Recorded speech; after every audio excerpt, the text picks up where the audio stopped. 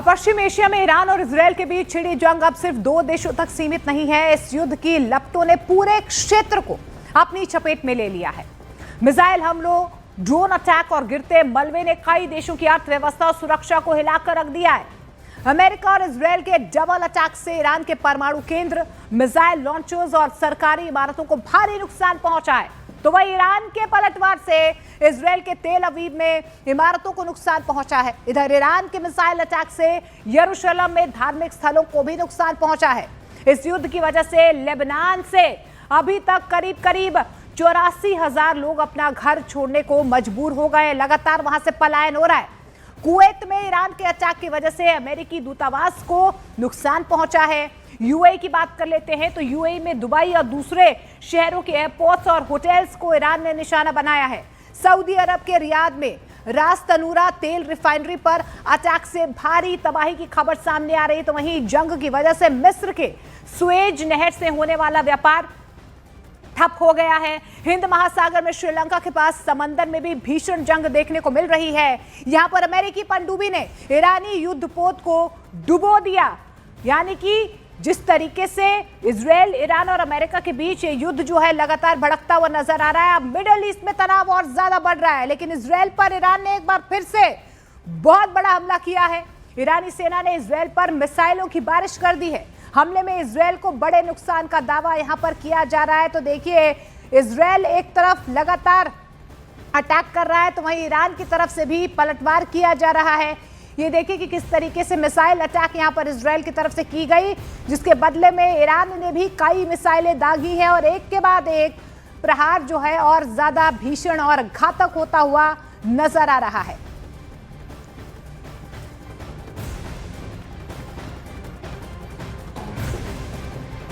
और ईरान पर अमेरिकी हमले और ज्यादा तेज होने वाले हैं। आज की रात ईरान पर भारी है। ऐसा हम नहीं बल्कि अमेरिका के ट्रेजरी सेक्रेटरी स्कॉट बेसेंट कह रहे हैं। उनका यह दावा है कि ईरान पर अगला अटैक इतना भयानक और भयावह होगा कि उसकी गूंज सदियों तक सुनाई देगी।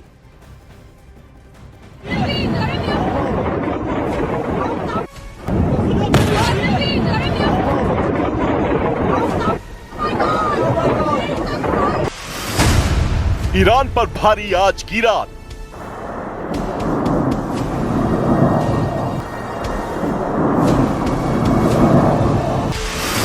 अमेरिका की चेतावनी, युद्ध होगा और भीषण।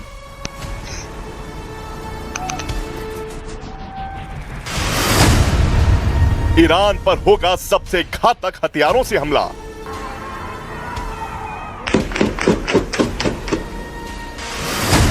ईरान करे सरेंडर, नहीं तो अंजाम भुगते भयंकर।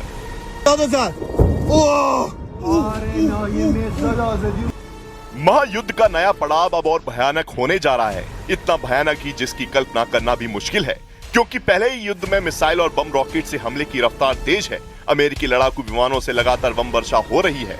इजराइल की तरफ से मिसाइलों की बौछार की जा रही है। तेहरान से सामने आ रही तस्वीरें अपनी बर्बादी की कहानी बयां कर रही हैं।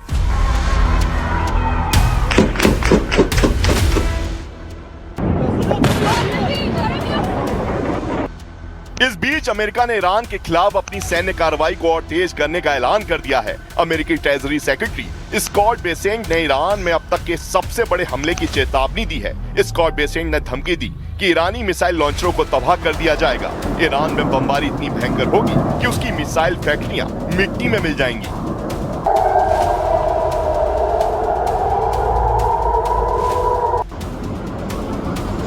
Iranians are fighting on two fronts. They're fighting a losing military battle where they're being overwhelmed. As Secretary Heggs, the General Kane, and the President have all said, tonight will be our biggest bombing campaign and will do the most damage to the Iranian missile launchers, the factories that build the missiles, and we are substantially degrading them. इधर America के राष्ट्रपति Donald Trump भी रणभूमि में Iran पर घुटने टेकने का दबाव बना रहे हैं। वो अपने बयानों से लगातार ईरान पर मनोवैज्ञानिक बढ़त पाने की कोशिश कर रहे हैं। ट्रंप ने दावा किया कि इस जंग में ईरान बर्बादी की कगार पर पहुंच चुका है। ईरान के सुप्रीम लीडर मारे जा चुके हैं। ईरान की नौसेना खत्म हो चुकी है। यही नहीं, पूरा कम्युनिकेशन सिस्टम डिरेल हो चुका है।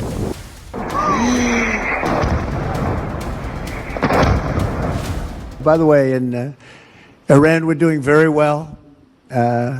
Somebody said, how would you score it from 0 to 10? I said, I'd give it a 12 to a 15. Their army is gone. They're just about, look, their navy is gone. Their communications are gone. Their leaders are gone. 2 sets of their leaders are gone. They're down to their 3rd set.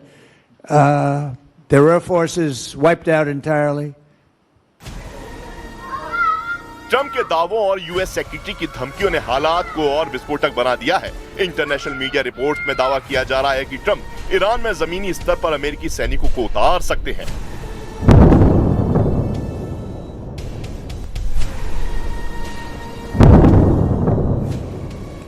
और Iran से भीषण जंग के बीच America ने अपने एक और महाबली को समंदर में तैनात कर दिया है। यूएसएस अब्राहम लिंकन पहले से मोर्चा संभाले हुए है। इसके बाद अमेरिका ने यूएसएस जेराल्ड आर फोर्ड को युद्ध के लिए भेज दिया है और अब अमेरिका ने अपने महाबली समंदर के राजा US George एच.डब्ल्यू.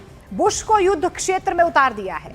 US George एच.डब्ल्यू. Bush को समंदर का राजा माना जाता है। यह एयरक्राफ्ट कैरियर 3 फुटबॉल मैदान से भी बहुत बड़ा है। अगर इसकी क्षमता की बात करें तो यूएस जॉर्ज एच.डब्ल्यू. बुश पर 80 से 90 लड़ाकू विमान तैनात किए जा सकते हैं। इसके अलावा आपको यह भी बता दें कि इस एयरक्राफ्ट कैरियर पर वायु और नौसैनिक मिलाकर 5000 से ज्यादा जवानों की तैनाती हो सकती है।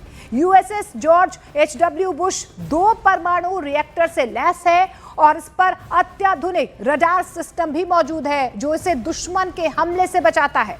इस बीच आपको यह भी बता दें कि यूएसएस जॉर्ज एच.डब्ल्यू. बुश को 25 साल तक ईंधन की जरूरत ही नहीं पड़ती है। देखिए किस तरीके की कैपेबिलिटी है इसमें। इसीलिए ये यूएसएस जॉर्ज एच.डब्ल्यू. बुश लंबे समय तक समुद्र में तैनात रहने में सक्षम है और समंदर में इसकी रफ्तार 56 किलोमीटर प्रति घंटे से ज्यादा की बताई जाती है। और अमेरिका के ये तीनों महाबली इस वक्त कहां पर मौजूद है, आपको ग्राफिक्स के जरिए ये भी बता देते हैं, ये भी दिखा देते हैं कि कहां पर इनकी तैनाती की गई है और किस तरीके से यहां पर व्यापक तौर पर अब जो है ईरान पर यूएस की तरफ से अटैक करने की एक पूरी रणनीति तैयार कर ली गई है। देखिए सबसे पहले हम आपको बता रहे हैं कि यूएसएस अब्राहम लिंकन अरब सागर में ओमान तट के पास लगभग 700 किलोमीटर दूर मौजूद है और ऑपरेशन एपिक फ्यूरी का इसे हिस्सा बताया जा रहा है।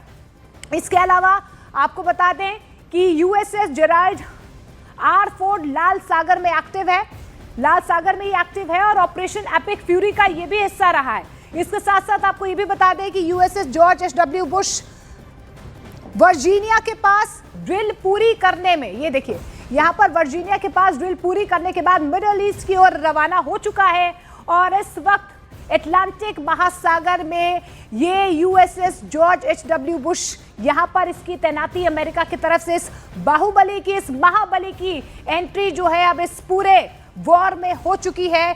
यानी कि अब किस तरीके से वॉर जो है और ज्यादा कहीं ना कहीं अमेरिका की तरफ से घातक होता हुआ नजर आ रहा है।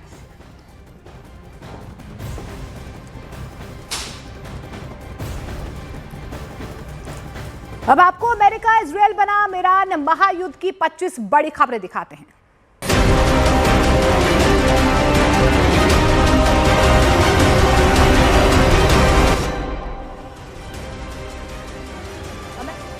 एपिक फ्यूरी के तहत पहले सप्ताह में 3000 से ज्यादा लक्ष्यों पर हमला किया है, यूएस सेंट्रल कमांड ने दावा किया।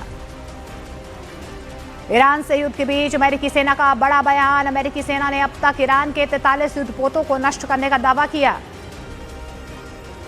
आज ईरान पर बड़ा हमला कर सकता है अमेरिका। ईरानी मिसाइल लॉन्चर और मिसाइल बनाने वाली फैक्ट्रियों को निशाना बना सकता है अमेरिका की ट्रेजरी सेक्रेटरी ने बड़े हमले की बात कही।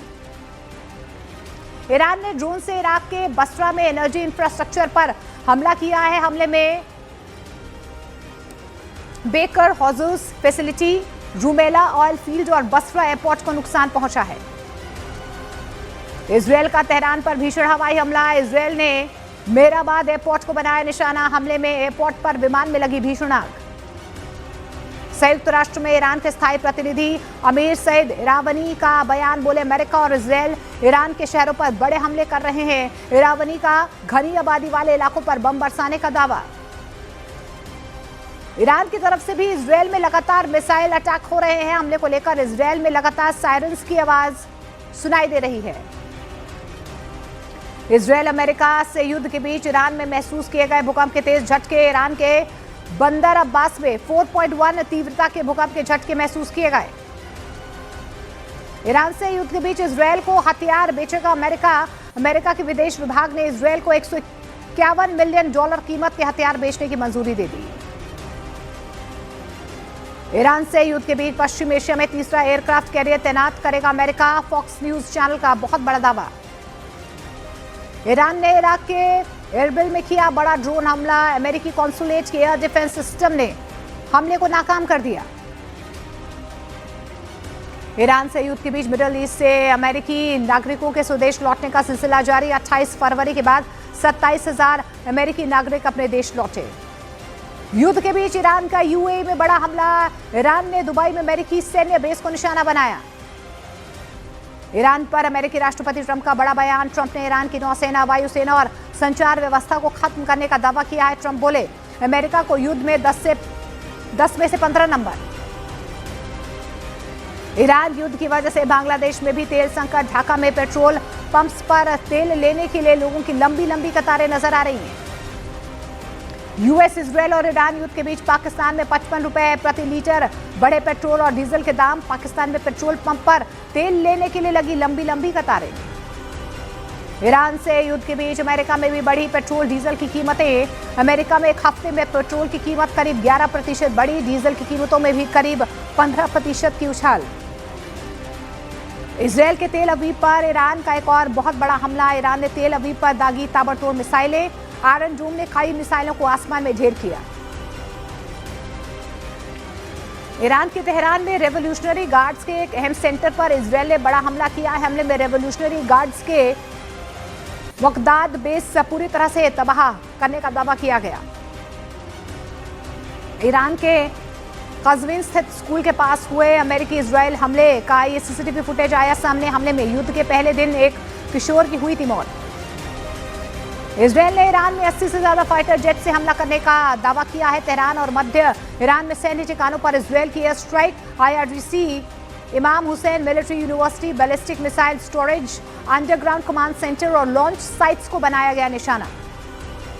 UN के मानवाधिकार प्रमुख ने ईरान में स्कूल पर हुए घातक हमले की तुरंत जांच की मांग की है। 28 फरवरी को ईरान के मिनाब शहर में लड़कियों के एक स्कूल पर हुए हमले में 150 बच्चियों की मौत हुई थी। रूस ने अमेरिका और इजरायल पर अरब देशों को युद्ध में घसीटने की कोशिश का लगाया आरोप। रूस ने कहा अमेरिका और इजरायल ने जानबूझकर ईरान को अरब देशों पर हमला करने के लिए उकसा दिया। ईरान ने सऊदी अरब के प्रिंस सुल्तान एयरबेस के पास बहुत बड़ा हमला किया है। हमले में बाल बाल बचे अमेरिकी सैनिक। सऊदी अरब ने ईरान की 2 मिसाइलों को मार गिराया। ईरान से जंग के बीच इजरायल के प्रधानमंत्री बेंजामिन नेतन्याहू का बड़ा बयान। नेतन्याहू ने एक्स पर पोस्ट करके कहा दुश्मन को अब और भी खतरनाक हमलों का सामना करना होगा।